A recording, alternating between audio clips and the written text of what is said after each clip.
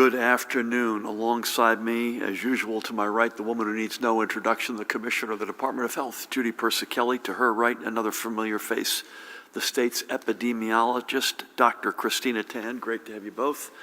To my far left, and another person who needs no introduction, the Superintendent of the State Police, Colonel Pat Callahan. But we're also joined today, and we welcome her back, by the Commissioner of the Department of Children and Families, Christine Norbert Beyer. We also have Chief Counsel Paramel Garg, and a real treat to have First Lady Tammy Murphy in the House. Back to Christine. I've asked Christine to join us today as we know that numerous children and families continue to live under tremendous stress caused by the past 19 months. We know that even while COVID itself is a real threat to physical health, driven by a highly transmissible virus, the pandemic has also set in motion myriad social factors that have greatly impacted many residents' mental health. These mental health challenges are impacting New Jerseyans of every age, of every race, and in every socioeconomic group, and in every community. And we know, too, that these challenges are particularly jarring for our kids, who in some cases may not only be more susceptible to social isolation or other factors, and who are themselves going through a stressful period with their return to school during a time of a continued global pandemic, but who may not also have the tools to combat what they are feeling. The Department of Children and Families has seen a recent increase in the numbers of calls received by its Children's System of Care hotline. These calls are covering a whole host of mental health issues and triggers, but unsurprisingly, many of these calls are coming early in the morning from parents concerned with the signs of stress their kids are exhibiting as they prepare for their school day. With Christine here with us, we want to make sure that every child and parent and every educator who also sees these impacts daily knows that help is available. Let's start with a simple truth. It is okay to not be okay. We have put together a new page on our COVID Information Hub with a wealth of mental health support resources for youth, for parents, and for educators.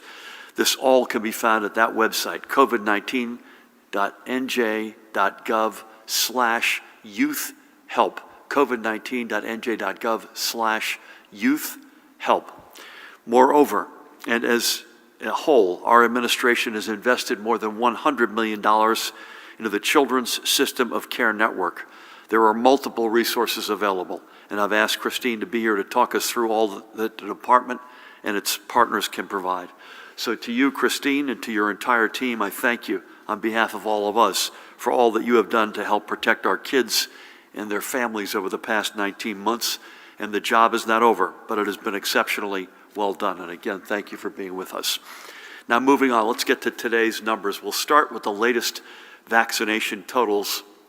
And over the past several days, we've noticed an uptick in the bottom number of Pfizer shots for additional doses and boosters. And this correlates with the start of booster eligibility for certain residents.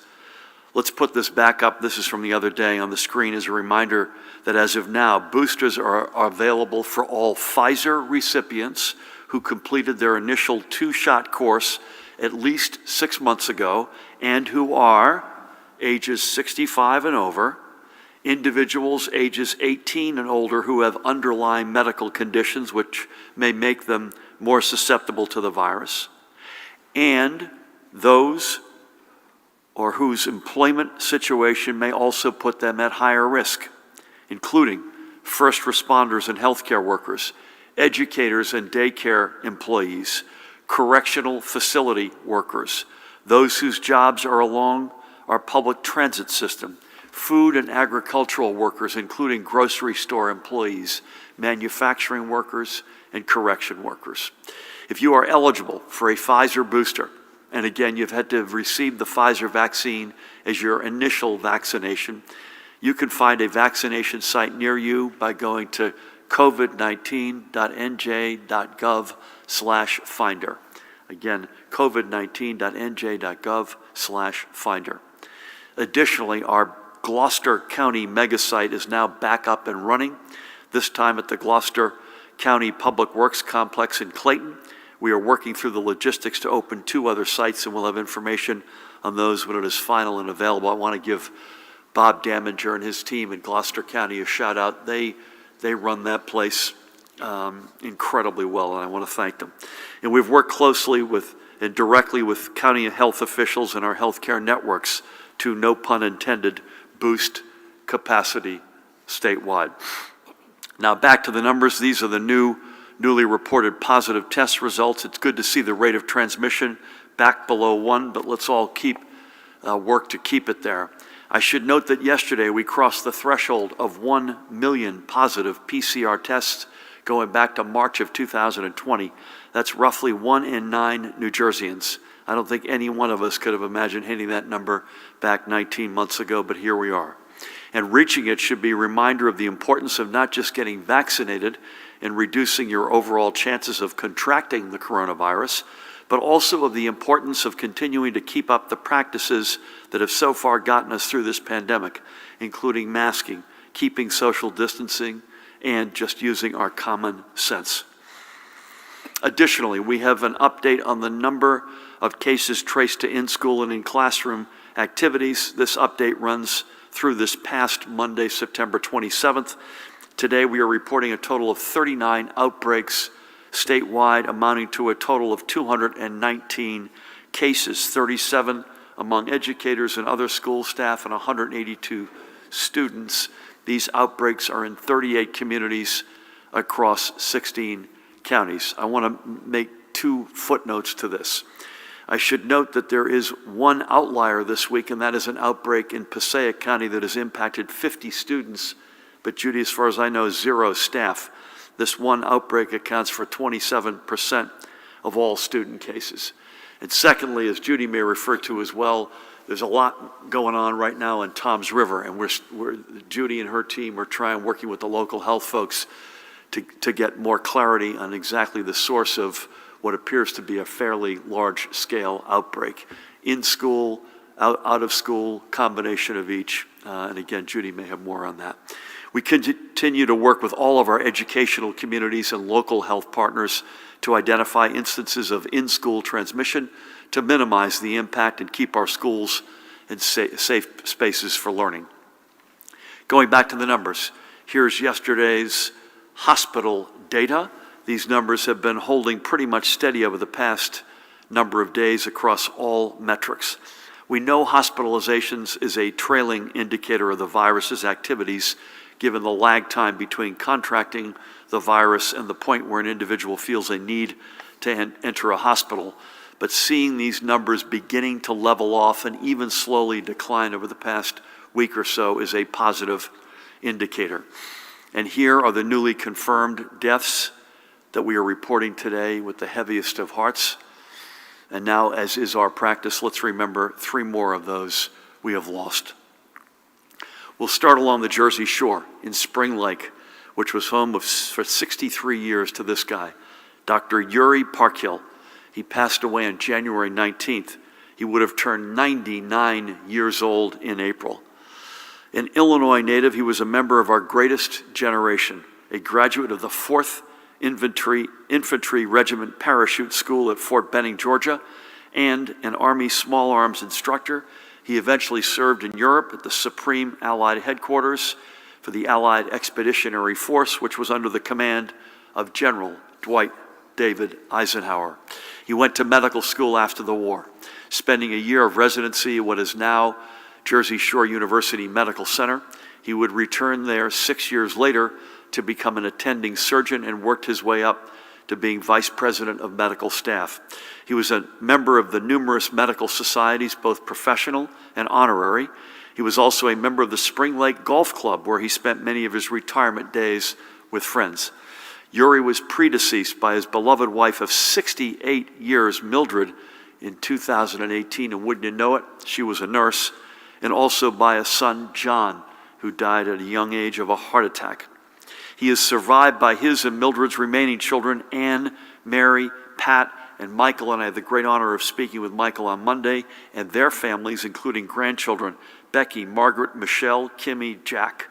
He's also survived by John's children, his grandchildren, John, Gabrielle, and Victoria. Yuri also leaves 4 great-grandchildren. We thank Yuri for his service to our nation and for all he did for the health of the countless people he tended to throughout his career. May he be remembered fondly, and may God bless and watch over his memory and the family he leaves behind. Next up, we remember a member of the family at the New Jersey Department of Labor, this guy, Tim Mindick, who we lost 2 weeks ago on September 14th at the age of just 47. A resident right down the block of Hamilton and right here in Mercer County, Tim spent 22 years with the department's Division of Workers' Compensation, a constant presence who stood tall through myriad changes. He was a founding member of the division's technical support unit, a creator of the case tracking system, and one of the folks whose job it was to keep critical information networks up and running. He was not just respected by his colleagues for his expertise, he was loved by them for everything he brought to their lives. Tim was a talented artist who found beauty in pretty much everything he saw. He often carried a pencil to sketch whatever struck him, whether it be wildlife on a walk or a classic car on the street. His greatest joy, though, came from his family, who he leaves behind. His wife, Heather, with whom I had the great honor of speaking on Monday, and his 4 children, Ariana, 17, Tamaria, 16, Isabel, 15, and Job, 12. Please keep them in your prayers as well. Tim, thank you for everything you did across more than 2 decades in service to the people of New Jersey, and may God bless you and the family you leave behind. And finally, for this Wednesday, we honor the life of Seagirt's John Lewson. He passed away on February 1st at the age of 72. John was a decorated half-miler on the track at St. Augustine High School in New York City, and he turned down college track and field scholarship offers to enlist in the Army, and he served in Vietnam. A paratrooper in long-range reconnaissance patrol within the 101st Airborne Division, he was severely wounded in combat, and his injuries led to the amputation of his left leg. He was awarded the Purple Heart, Bronze Star, and Combat Infantryman Badge. But John never let his injury slow him down. He got a degree in business from St. John's University and had a long career with the Veterans Administration, helping countless soldiers in his role as Chief of Prosthetics in the New York and New Jersey region. And he never forgot his track roots. John passed on his love of running to future generation as the head girls track and cross-country coach right by us at St. John Vianney High School in Holmdel. He is forever remembered in the Hall of Fame at both St. John Vianney and St. Augustine. John was active with and a leader of numerous organizations serving veterans. But as important as this calling was, he was at his happiest in the company of family and good friends, surrounded by good food and his 2 old English sheepdogs. John is survived by his wife, Noreen, with whom I had the great honor of speaking on Monday, and their 3 children, Elizabeth, Sean, and Catherine. His legacy will be carried on by his 4 grandchildren, Madison, Michaela, Maren, and Morgan. We are thankful to John for a career of service to our nation and those who similarly gave of themselves. May God bless him, watch over him and the family that he leaves behind. And we remember every life that has been lost throughout this pandemic. Let's switch gears, if I can, to recognize another small business that is open today, thanks in part to the supports offered by the New Jersey Economic Development Authority. Back in 2012, friends Jason, or Jay Davino on the left, and Sam Chung on the right opened a Korean-inspired taco stand on the Asbury Park Boardwalk called Mogo. Their idea took off, and today Mogo can be found on Cookman Avenue, off the boardwalk, and in downtown Asbury Park. But Jason and Sam also have a Mogo food truck and a presence at the Asbury Park Food Collective. Despite the depths of the pandemic, Mogo saw the greater need for food in the community. So they partnered with the EDA through the Sustain and Serve NJ initiative and provided more than 18,500 meals to local nonprofits, which were delivered to families facing food insecurity. And through the EDA, Jay and Sam were also able to receive grant funding that allowed them to keep Mogo's lights on and to support their 30 staff members by keeping them on the payroll.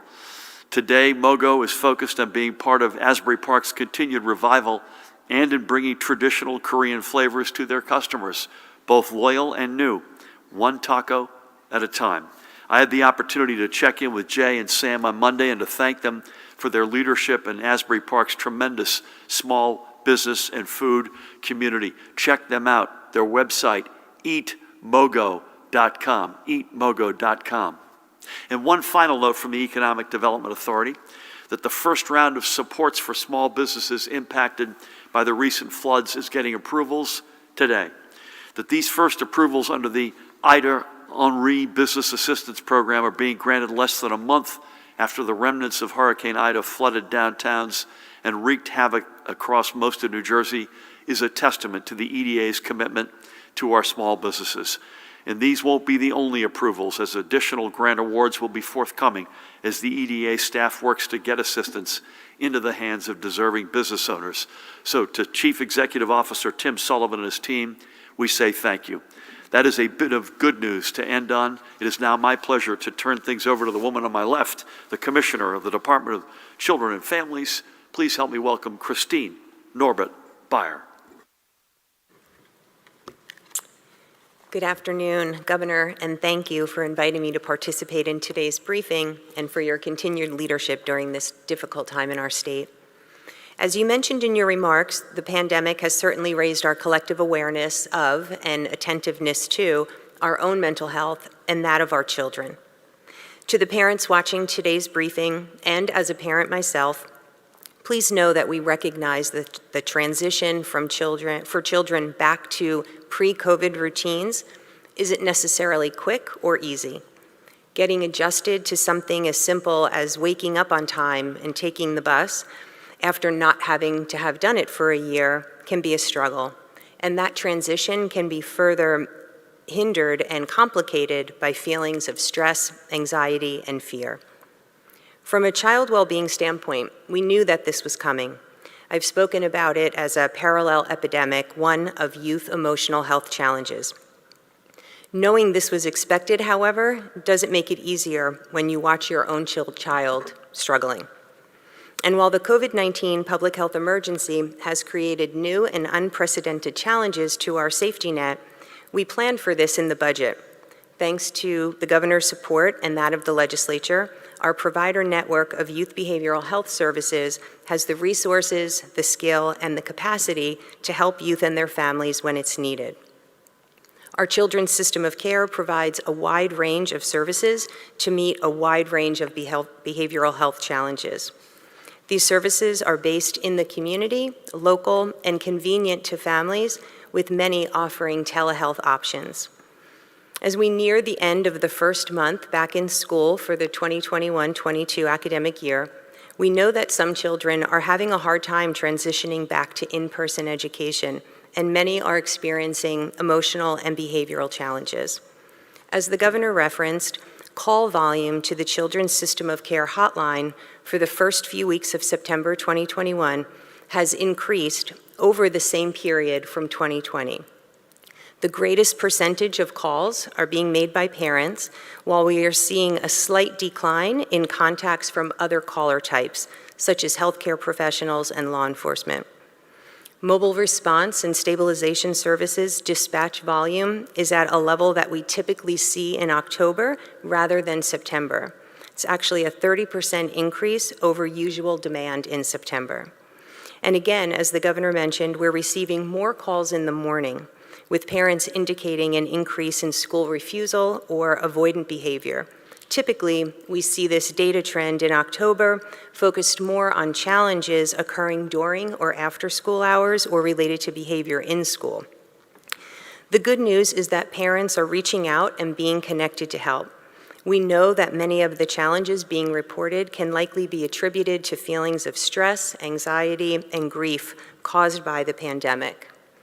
And as the governor said, it's okay not to be okay. But we want parents to know, if they don't already, that help is available and it's a phone call away. If your child is experiencing prolonged stress and anxiety, parents can call the New Jersey Children's System of Care at 1-877-652-7624 and ask for help. Specifically, some of the signs of more serious behavioral health challenges may include prolonged or recurring opposition and aggression, property damage and disrespect, feelings of anxiety or depression, a pattern or prolonged lying or fighting, stealing or substance use, or running away or engaging in acts of self-harm. In addition to our existing resources, we're excited to join with our partners in state government to announce a one-stop web tool for parents, for youth, and for educators to walk them through the resources available and destigmatize the need to seek help.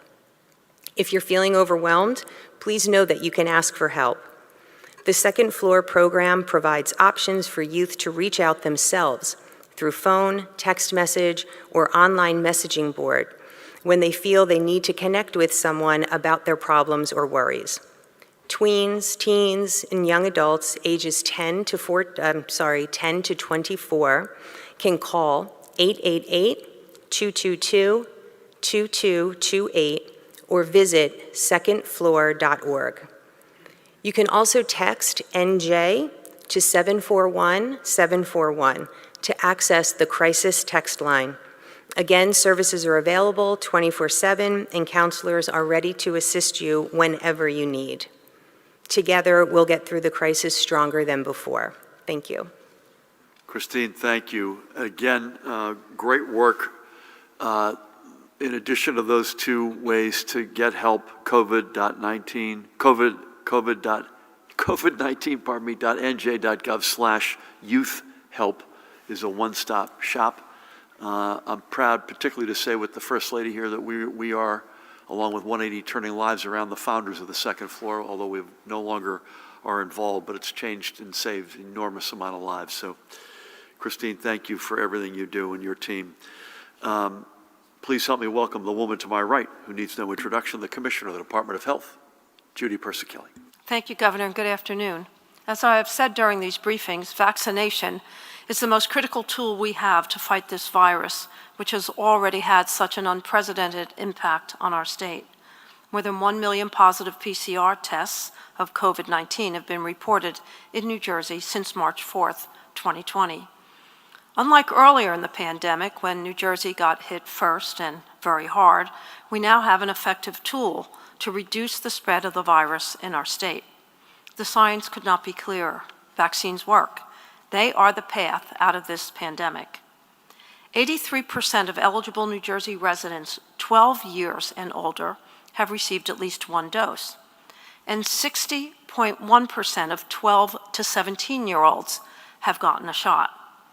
Some counties are reaching higher rates than the state average. For example, in Hudson County, 82% of 12 to 17-year-olds have received at least one shot, and here in Mercer County, that rate is 73%. We must all take a concerted effort to get more young people vaccinated. Approximately 219 cases have been linked to 39 outbreaks in our schools. I urge parents to schedule an appointment for their children. As the governor said at one high school in Passaic County, where a large number of students are unvaccinated, there are 50 cases among students. That's nearly a quarter of the total number of student cases associated with school outbreaks. As the governor explained on Monday, these data track the number of outbreaks and cases which have been traced back to in-school and in-classroom activities. We are aware of additional cases among students and staff that are still under investigation. For example, in Toms River School District, they are reporting 218 confirmed cases among students and 33 cases among staff since the beginning of the school year. And that they are reporting that 864 students are in quarantine. These cases are still being reviewed, and the local health department is working with the school district to determine mitigation efforts. Again, high vaccination rates among those 12 to 17 years of age and school staff are vital to keeping our schools safe and open. We know from the low percentage of breakthrough cases that the virus spreads faster and causes more severe disease among the unvaccinated.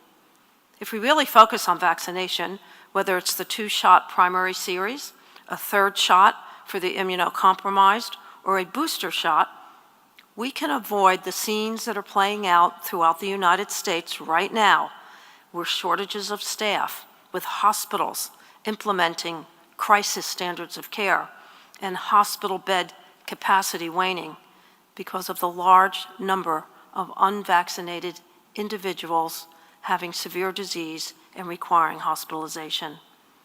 Getting vaccinated is free and convenient with more than 1,600 vaccination sites across the state, including more than 1,000 which offer the Pfizer vaccine. Many have walk-in availability and evening hours. If you are having trouble locating a vaccination site near you, please call the DOH Vaccine Call Center at 1-855-568-0545 or visit covid19.nj.gov/finder. More than 1.1 million residents who received their primary Pfizer series through the end of March are eligible today for their booster. That includes those 65 years and older, those with underlying medical conditions at high risk for severe COVID, and those who work in a job that places them at higher risk, including 650,000 healthcare workers, grocery store workers, public transit workers, education staff, including teachers and support staff, and daycare workers, first responders, including firefighters and police, transit workers, food and agricultural workers, and U.S. Postal Service workers. The department is still awaiting guidance from the federal government on the Moderna and Johnson & Johnson boosters, so when we have that information, we will certainly share it with you.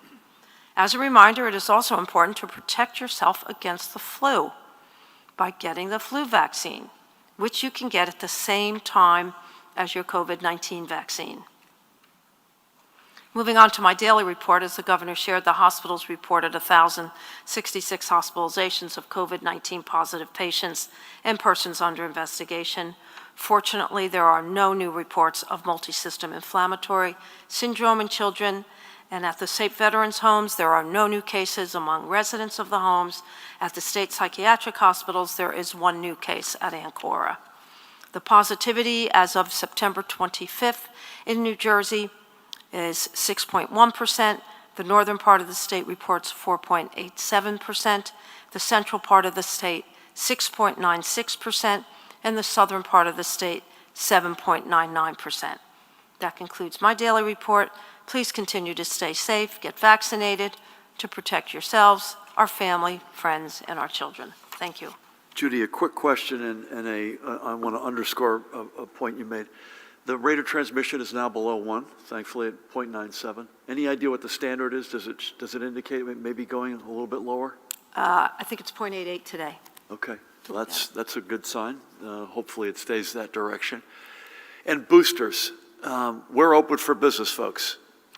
So our infrastructure for distribution will be, over the next 10 to 14 days, amped up, as we've indicated, Gloucester County leading the way as they've done.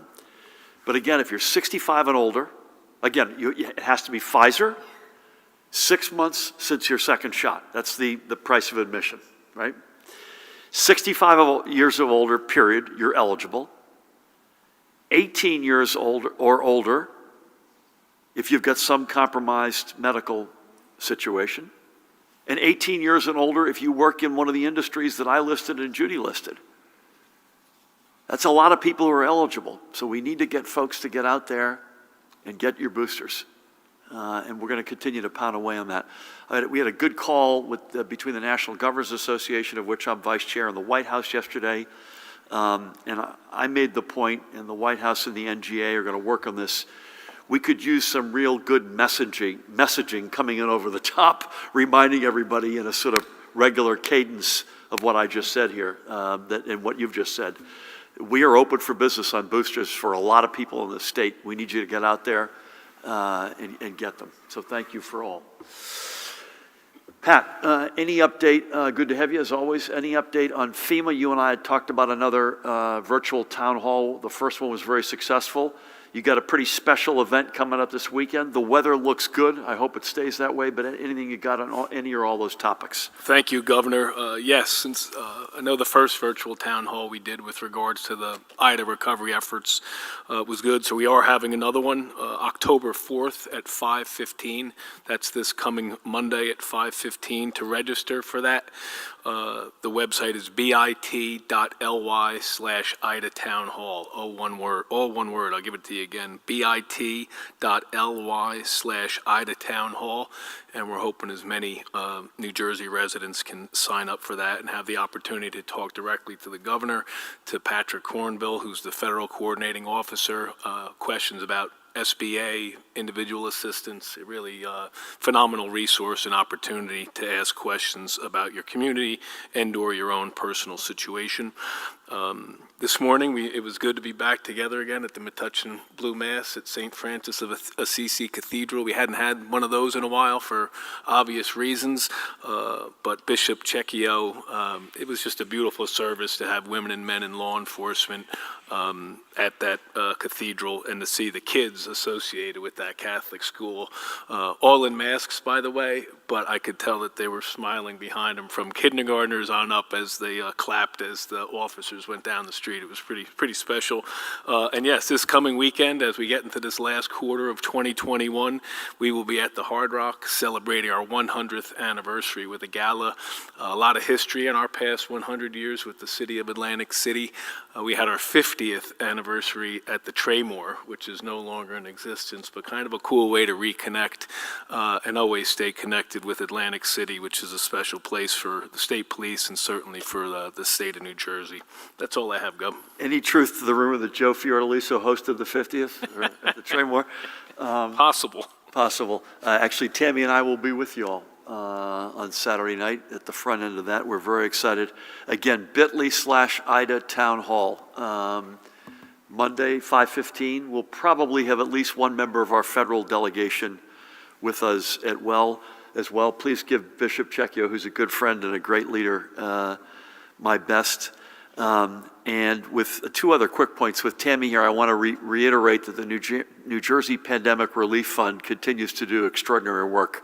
njprf.org, njprf.org. Judy, I meant to say one other comment. Back to your comments about Hudson and Mercer and their great work with youth. I remember early on, folks were, saying, "Gosh, Hudson and Mercer were examples of folks." They said they weren't punching at the weight they wanted to. The fact of the matter is, this is a long game, and I think it's a really special testament to both of those counties and their leadership, Tom DeGeese and Hudson, Brian Hughes and Mercer, that they're putting those sorts of numbers up. It's very impressive. And again, back to Christine, covid19.nj.gov/youth help. Please go there for any mental health issues as it relates to parents, kids, educators. We will be, Jamil's got the mic. We're going to start over here with Matt, and we're going to stay in the cadence that we've been in, and at least for the next couple of weeks, which is a Monday, Friday here live. And if that changes, some combination of Alex Altman or Dan Bryant or others will get a hold of you. So with that, Matt, welcome. Good afternoon, Governor. You mentioned the outliers in reporting school data, and we know there are hundreds of cases among students and staff in Toms River, while the dashboard doesn't show a single outbreak or a single case in Ocean City. And we continue to see similar examples in other parts of the state, and not just the ones you mentioned today. So candidly, what is the value of this incomplete information, and how can the state be more transparent on this important information? I think as Dr. Tan said on Monday, it's not just the schools and the parents, it's also the community that probably want to know this information. A couple of quick ones from Brenda Flanagan. Do you have any update on Afghan evacuees at the Joint Base? How are they now, or excuse me, how many are there now? Have any been resettled yet? And if so, where? More than 500 people are expected to settle in New Jersey. Is that still possible in light of housing shortages following Ida? I'll start here, and Judy and Tina should come in.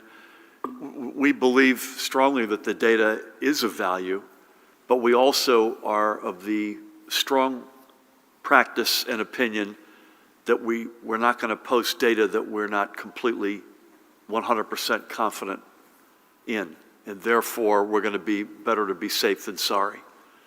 Tom's River in particular, there are a few outliers, as you rightfully point out. Tom's River is a significantly sized one, and that's one we want to get working with the local health authorities. We want to get it as right as we can. And by the very fact we're talking about it, we want to make sure folks know that we're aware and that we are doing everything we can. I'll let Judy and or Tina come back on that, but the information has value, but we also are not going to put incomplete information up. I think we owe, I don't know, I've lost Dan, I'm not sure where he is, but Alex, I think we owe an Afghan refugee update in a more comprehensive way. But there are many thousands, and I think it's right now in the sort of 8,000 to 9,000 range. The numbers are not going up any longer, and I would expect they would not go up any longer. The numbers of resettlement, I think it's been made public by the Department of Homeland Security, was in the 500 to 600 range. I think there's been very little progress on that actually happening yet, but I think we'll come back to you if we can, either offline or maybe at this table, but at some point soon to give a comprehensive update, if I could ask Alex. Again, this is a federal operation with our strong partnership and assistance. Judy and her team have been extremely closely involved, working with the Department of Homeland Security at the federal level, obviously the Defense Department, and the leadership at the Joint Base. Any reaction to the question of value of the information? Anything you want to add, either of you? You good? Okay, we'll leave it at that. Dave, this is an unusual spot to have you. You can thank Tammy for evicting you, that you're second up to bat here. Yes, Governor, thank you. We were not holding Tammy Murphy responsible. Matt and I will be filing a formal complaint with the Attorney General's office. I know there's been some talk already this morning, or this afternoon, Governor, about all of these different cases in the schools. Apparently, the first report from Tom's River was way overblown. They're not saying 1,100 now, but it's more like 217, I believe. But it's still a lot.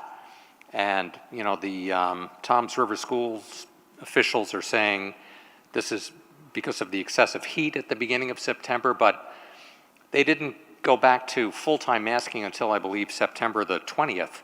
Does this raise questions? Are you concerned that some school districts may be using this whole business with the excessive heat as an excuse, or just getting lax with this whole issue? And what, if anything, can you do about it? I know to this point we've talked about, you know, they've got to make the call, and we got to trust them.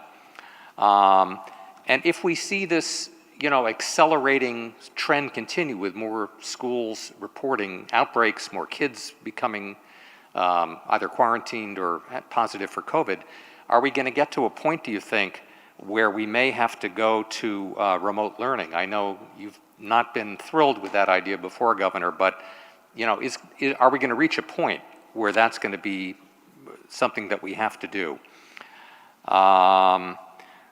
Will all state offices open by October 8th as originally discussed, and would that include the satellite unemployment offices in each county? We've discussed previously that some people are more comfortable going in person versus doing it online. Christine, could you flush out the issues of, I know you mentioned a couple of things, what parents are calling about, the biggest issues that they're dealing with their kids? And Governor, especially today, you and Judy have been plugging booster shots. Initially, the concern was there would be a supply-demand imbalance. We wouldn't be able to get to everybody right away. Are we seeing the opposite situation where booster shots are being available, but people are not making appointments? I know we checked yesterday, and all over the state, the appointments were wide open at a number of locations. And if this is, in fact, what you understand is happening, is this concerning? Thank you. Thank you, Dave. I will make some comments and ask both Christine and Judy to weigh in. So on the Toms River specific case, bear with us because we're still trying to get our arms around it, working with the local health authorities. And any kid who's sick, we need to keep in our prayers, regardless of whether or not districts were or were not playing fast and loose with masking policies. Most importantly, please God, these precious little kids get well and get well fast. Again, these are not specific to Toms River, but the evidence is overwhelming that masking, and you saw this the other day, the CDC, the study in Arizona, 3.5 times more likely to stay safe and healthy if you're wearing. And by the way, it brings us no joy to require this, but it is quite clear it's needed, and it keeps kids and the educators and staff healthy. And so we're going to stay on top of that. Again, those comments are general, not specific to Toms River, because I don't want to give half information here. Before I continue, Alex reminds me that I misspoke and said Monday and Friday. I meant Monday and Wednesday. We're going to stay with the same cadence next week of Monday and Wednesday at 1 o'clock. And remote learning, back to the educationals, that is a last resort. We just don't. The learning loss we know is overwhelming. The mental health impacts we know were overwhelming. We do that only as a last resort because we believe, again, the great news is the bad news is we have over 600 districts. The good news is we have over 600 districts, and we're able to make moves depending, as Tina said the other day, what it looks like in that community that, say, a New York City cannot do. And I'll invite Judy or Tina to come in on anything behind on that. You said October 8th. I believe state offices, it's October 18, not the 8th. Will it include the regional unemployment offices as well? October 18th is the date by which all state workers will be working in person, but I'll defer to the MVC on specific locations. We'll come back to you on that. And by the way, many are already there. That's the latest by which date. I'll come back to Christine in a second. I think the way you framed your question on boosters is accurate. We do not have enough demand right now relative to who's eligible. We have more supply than demand, and that's got to change. And it needs to change. The CDC would not have recommended this unless it felt strongly that this was the right public health step to take, which is why I raised with the White House, as I mentioned yesterday, we need help. We're going to be working on this, but we need over-the-top national help that would impact us clearly with the messaging as to who's eligible and why you need to do this and why it makes sense. Would you concur with that, Madam Commissioner? Christine, actually, before we go to Christine, anything else you'd say on the schools front? Tina, we got to get your money's worth here, please. So, it's definitely our goal in public health to keep the schools open as well and to keep children in school for the whole host of reasons that have been emphasized again and again on these pressers. And it's a real testament to our school nurses, to our local health departments, that when they do identify cases in schools, that they work really diligently in terms of, identifying contacts and isolating and doing what we've typically done. Just wanted to make a plug to try to help the school nurses and the local health departments. That's really important as parents to please cooperate. Please have your students cooperate with the school nurses, with the local health departments, because their goal is not to try to keep people out. Their goal is to try to identify, where there might be some risks. And, there is some flexibility in terms of, identifying, options for, how to implement different mitigation measures within these schools that don't necessarily have to require tons of kids being quarantined. So please encourage parents, students, please cooperate with your school nurses, cooperate with your local health departments, because that makes everything much easier. Well said. Judy, you good? Christine, what sorts of issues are coming in on the phone? So as we see an uptick in the calls, we start digging into our data to see if there's any patterns or things that we need to be addressing that we're not. And so we are seeing greater call volume in the morning. a lot more mobile response dispatches out to homes at that time of the morning. It's something that, has not happened to this extreme before.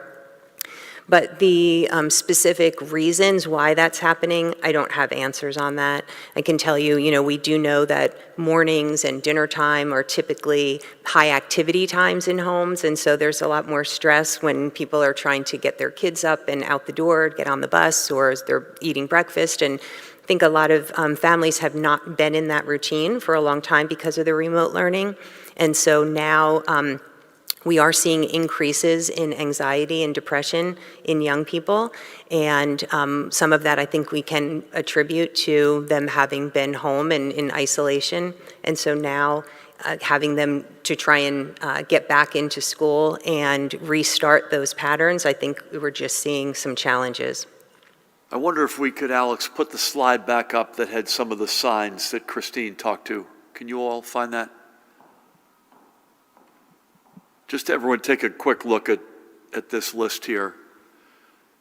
And this is in the vein of a kid themselves, a parent, an educator may not know for sure that there is a mental health source issue with a child, but this behavior, Christine can give them a sense as to a reason to raise their hand and make a call. That's right. And I think what's important also is when we're thinking about, what's on this list here, that it's prolonged, that it becomes a pattern. We're not talking about children who have a difficult time getting up one morning or just tired and they were up late, the night before.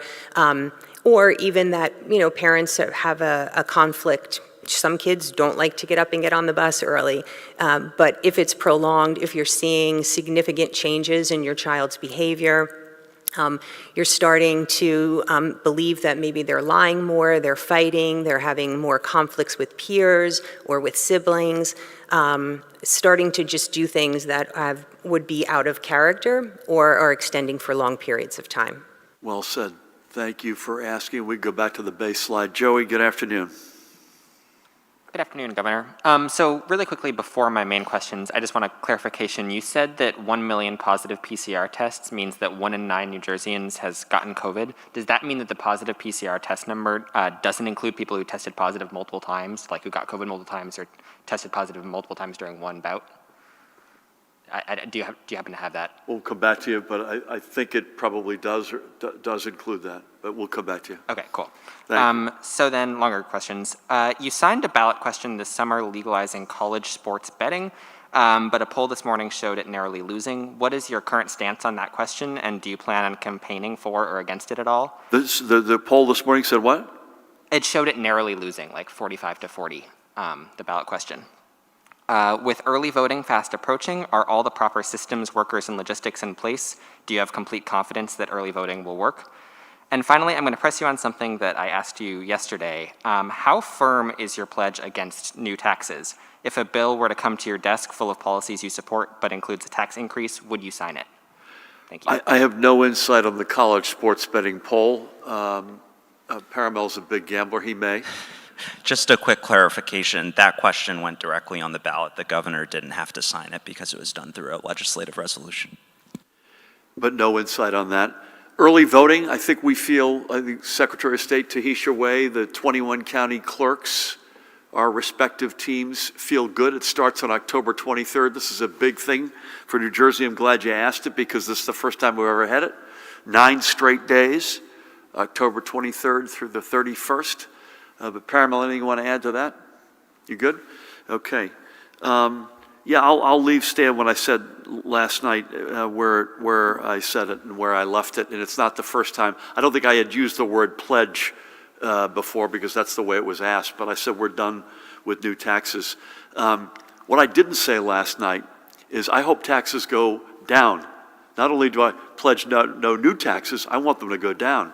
And one big example is getting the darn cap on the SALT deduction lifted, which we will continue to fight until we get it lifted. Thank you. And we'll come back on the poll front. We'll come back to you. We may want to do, that's another update that we may want to do for folks as well. I think a quick sense of where things stand, I think would be good, because we want to get, I don't care what party you're in, I don't care who you vote for, getting as many people enthused about that October 23rd date is a good thing for democracy. Thank you. Alex, good afternoon. Good afternoon, Governor. For Dr. Tan and Commissioner Persicelli, so do you not have any evidence that the outbreak in Toms River was caused by the lack of masking? Do you just not know, or is there no evidence to support that as of yet? How many schools are affected by all these cases, or all the cases at one school or another? And Commissioner, I'll ask you, do you believe that the district used the excessive heat exemption in good faith, or do you believe they were trying to find a loophole around your rules? For Commissioner Beyer, I'd like to know where you come down on whether or not masks affect social development in children. Do you believe it's appropriate to mask 2-year-olds like Governor Murphy's order for daycares? For you, Governor, I have an unemployment question. I talked to DJ Brendan O'Neill. He was doing pretty well before the pandemic. Obviously, things got shut down once the pandemic hit. When he applied for unemployment, he was classified as a gig worker and got a $250 per week benefit. Is this an issue? Is this something that has happened to other gig workers? Because it was a fairly small amount for him, and it was really difficult for him to get by. And he wants to know, is there any compensation for folks like him? Folks who tried to work during the pandemic, worked when they could. You announced the Return and Earn program earlier this week. Is there going to be any sort of benefit for employees or employers for folks who kept working through the pandemic as opposed to were laid off or not entering the workforce? And then finally, I just want to ask you, you said that you're not going to raise taxes. You made that pledge during the debate. You said you want to lower taxes. What are you doing right now to lower taxes in New Jersey? I think, Judy, with your blessing, we're still trying to get to the ground of the Toms River experience. So I want to defer on that. I don't want to just willy-nilly call. The most important thing is here, it sounds like there are a bunch of kids who are sick, so that's most importantly, let's get them healthy, keep them in your prayers. We know masking has a big impact on the general public health reality, but I don't think we have any evidence on any of the questions you asked, whether it was yet, I should say yet, and I don't want to, I think it would be wrong of us to get into a half-baked discussion. Are you okay with that? Let's come back to you, Alex. And I promise you, obviously, this is a big school district, and it's something that we're very focused on, all of us, including yours truly.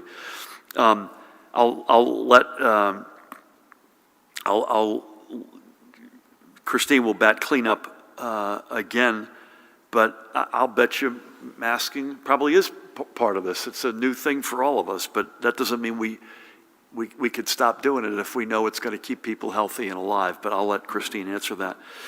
I think what I'd like to do is get his details. I'm going to ask that Rob Acero-Angelo, if he's comfortable giving them to our team, because I don't want to make a blanket statement that may or may not be applicable to him, but it sounds like he may have been classified as a gig worker when in fact he wasn't, and the compensation benefit he got was a lot less than it would have been otherwise. And so if with your blessing, I'd like to follow up on the specifics of that.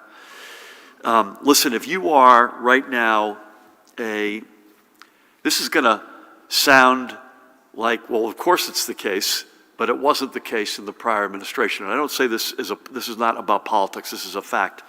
The lower 40% income earners in this state now pay a lower tax rate than the upper portion of taxpayers pay in this state. That was not the case before we got here. If you're a working family, you're paying less across the board in income taxes, for child care, for health care, for college. You're not paying any more for NJ Transit. We've increased the earned income tax credit. We've put a lot more into property tax relief. I'd like to see more go into that.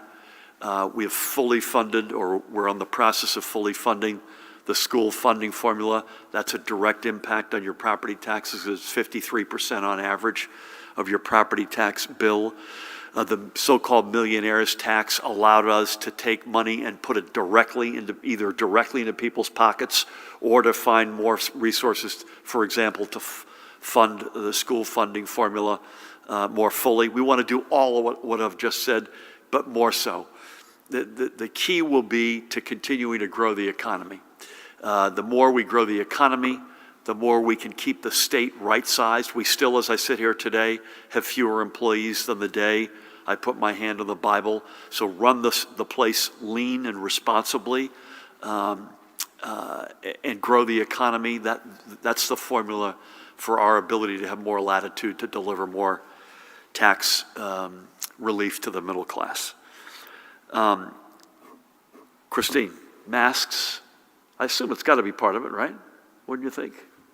Yeah, I mean, I think there are many young people who also want to wear a mask for their protection. So when we talk about stress and anxiety, it's not just about social isolation or being isolated from peers or having their routines disrupted.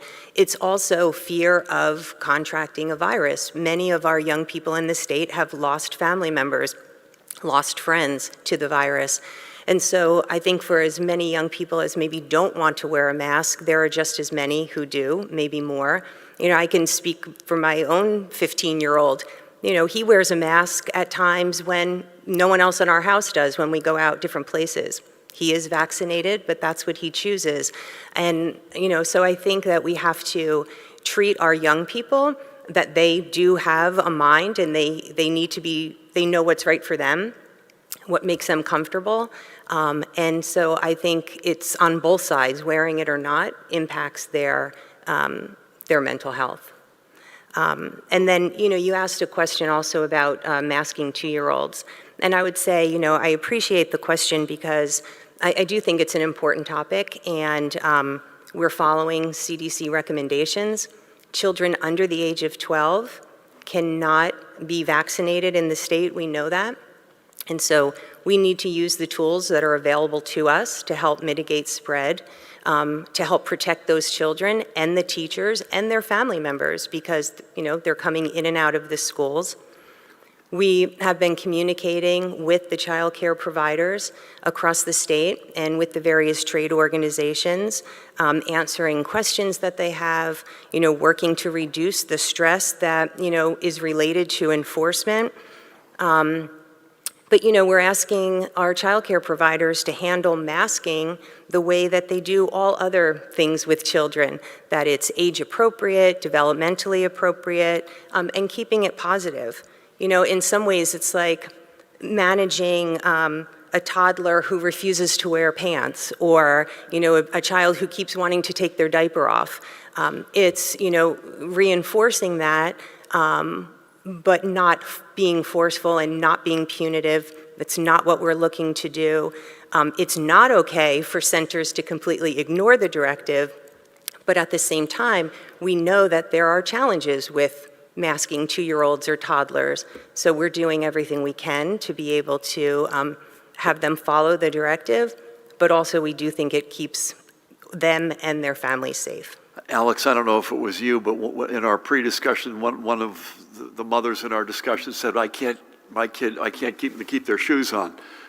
So we know this is yet another item on that list. Thank you for that. Daniel, you're going to close us out. Good afternoon, Governor. Good afternoon. With the wage subsidies, which industries are you expecting people to enter as a result of what the return and earn that is? We've seen lackluster response from a lot of the industries, retail, restaurant, hotel, with bonuses so far. How would just more cash draw people into the sectors? On Monday, you mentioned this example of, quoting you, people who are right now washing dishes for $12 an hour, who are saying, wait a minute, I can go down the street and get $18 an hour. Wouldn't the restaurant in this case still be suffering the labor shortage? It seems like jobs that people don't want to fill depend on a steady pool of the sort of lower paying menial labor. So how does the return and earn address Jamil, that? could you get the microphone closer to Daniel? Thank you. Do you need me to repeat anything? Regarding your no new taxes promise at the debate yesterday, how can you be certain nothing will happen these next 4 years that will require a tax increase, some kind of natural disaster or another pandemic? And lastly, with the $109 million tax break that was awarded, the announcement came out earlier today. Is it appropriate to announce such a massive tax break? It seems like these kinds of transactions were very routinely criticized from Grow NJ with the task force that you put together. That's it. Thanks. Thank you, Daniel. Good seeing you last night. And many of you, in fact, last night. I'll be brief. Which industries to be determined?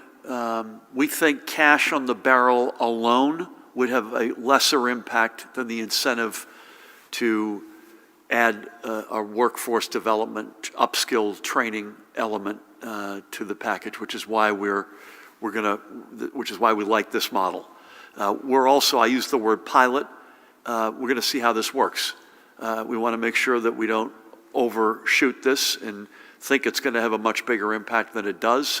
I'd rather see proof of concept before we open this up at a larger level. I'll leave aside which industries, but I would hope it's overwhelmingly, by definition it will be, but this is a small business writ large, by definition 100 or fewer employees. And you're absolutely right, that dishwasher who says that and leaves their job without having that next job, but with a confidence that the market will bear a higher wage and maybe a higher skill, higher value-added skill to that job, that creates a shortage without question. So the question is, can we, I believe this works its way out over time. I've said that for since the beginning of the recovery that we saw in earnest in the late spring. We kind of knew this was going to happen. The seasonal piece of it added an extra element of challenge, but I believe ultimately we get through this. But let's see how this program goes. Nothing new to add on the no new taxes. It is what I said last night and what I have been saying. We're done with that, and that should show a confidence that we have a really bright days in front of us. Very big deal announcement related to that, your last question. And I'm going to have a lot more to say about that tomorrow, so bear with me. So on behalf of all of us, Judy and Tina, thank you as always. Pat, as always. Christine, it was a real treat to have you here. Paramel, Alex, Jamil, everybody, well done. Again, I misspoke earlier. We'll be back with you Monday and Wednesday, unless you hear otherwise. I think we'll keep it that way. Bear with us as we run some of these school district cases to the ground to make sure we get this exactly right. We do know what works. You know, the tragedy of a year and a half ago was this thing came out of nowhere and clobbered the world, including New Jersey. The tragedy was we had no playbook. We were scrambling to develop that playbook each and every minute of every day. The tragedy of someone getting sick today, or God forbid, passing, is a different one. We have the playbook. We know exactly what works. We know that vaccinations work. We now know that under the certain circumstances, if you're eligible, boosters work. We know that face masks in schools work. We know that face masks on planes, trains, buses, hospitals, long-term care, other vulnerable settings work. We know that if you're inside, and particularly if you're tightly packed, I'm not talking about having dinner with your husband or wife at your table. I'm talking about being packed in on each other, and you're not confident that you know the vaccination status of the people that you're around. You have, I think, two choices, Judy and Tina. One is put one of these on, or two, leave and do it outside. We talked a number of questions about the heat carve out for schools. Listen, we just hope everyone's doing the right thing, that when folks did that, it was legitimate, and we want to believe that it was legitimate. This is both good news and bad news. Mother Nature is moving on here. Well, we're going to have very few, if any more, heat carve-out days in calendar 2021. My bigger concern, Judy and Tina, is going to be we're all now all going to go back inside. And that's a concern that we still have in our, the numbers are beginning to look better, but we're also still largely outside in life, and that's going to change in the next number of weeks. So to the millions of you who have and continue to do the right thing, we bow down in respect and thanks. In the meantime, God bless you all.